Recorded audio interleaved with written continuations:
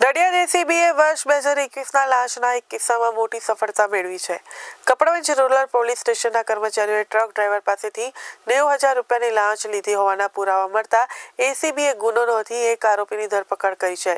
ઘટના 17 એપ્રિલ 2021ની છે, જ્યારે મોડાસાથી મુંબઈ ઘઉં ભરીને જતી એક ટ્રકને રેલિયા ચેકપોસ્ટ પાસે અટકાવવામાં આવી હતી.